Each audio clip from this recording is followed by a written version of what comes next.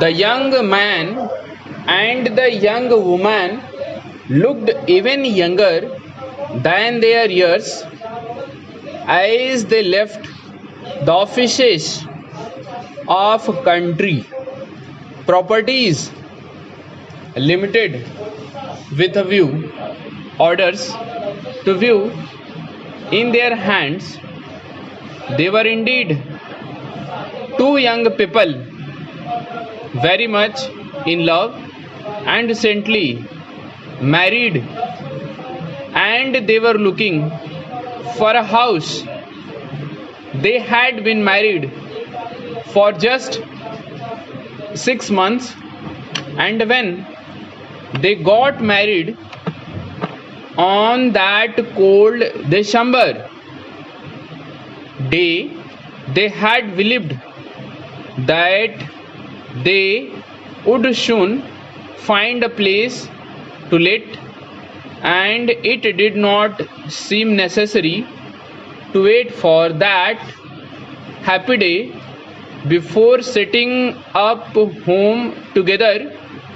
So they had gone to live with his mother, having only one room of their own, and they had been very happy. It was an old house, however, with no modern changes. It was in a street lined on both sides with old houses just like it.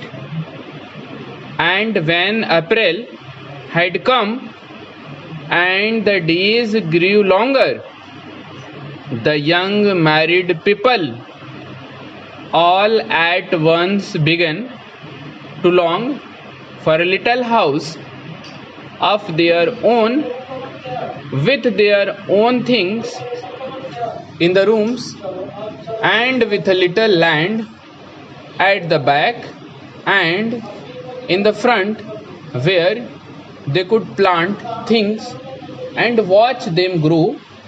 It did not seem very much to ask yet. It was something that was being asked for thousands of other young people. There seemed little enough hope of their being able to get such a place, because all the small houses were for sale and not to let, and they had no capital. Well, the young man was an engineer, and May, a beautiful young person with eyes so clear and true, had been a maid in a big boarding house at the seaside before her marriage. Neither of them had had any opportunity to save money and to buy even the smallest house. It was necessary to have some capital to put down for the first payment. There had been times during that month of April when May thought that Will had lost interest in her. He sat so often deep in thought and without speaking. When she asked him what he was thinking about, he would answer shortly, work. And then one day he told her the truth. The big engineering works where he spent his days had set a competition for their workers.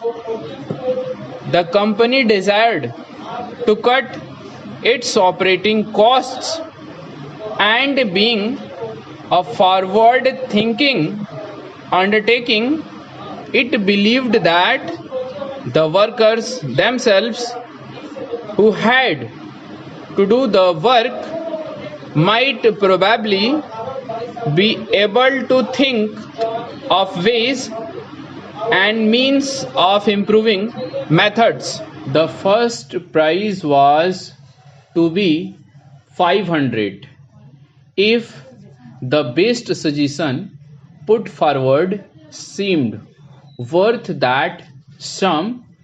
So Will had thought and had put in his own ideas for the improvement of methods. The following day, he told me the employers were to learn who had won the prizes. May put her hands in his, for she saw that he cared very much, that he had high hopes, but she could not help feeling that the 500 would never be theirs. She was wrong. Will won the prize, and his suggestions were considered to be so outstanding that the directors of the company had marked him down as a man worth watching. So on that lovely day in June, Will and me had some houses to look over, houses in the country with rooms with a view. The first of the houses turned out to be much too large. The house was cheap, but it was old and would need much money spent on it before it would be any good at all. The second house, on the other hand, was too small. It was a pleasing little place, very clean and well planned, but for too small. May was beginning to have a heavy heart. Perhaps even with the money in the bank, it would still be impossible for them to get a house to meet their requirements, and their requirements, she believed, were so simple. They walked to the third house. It was a little way out of the small market town of the principal street, and the road leading to it had not been made up. They had to walk carefully in order not to fall into the many holes that were in the road. Oh dear, this is no good, thought May, and then they saw the house set well back from the road. It was placed by itself in a wide piece of land. It was white, and the windows and doors were covered with clean blue paint. The windows were low and long, and the rooms inside were clean and light. The grounds had been well cared for.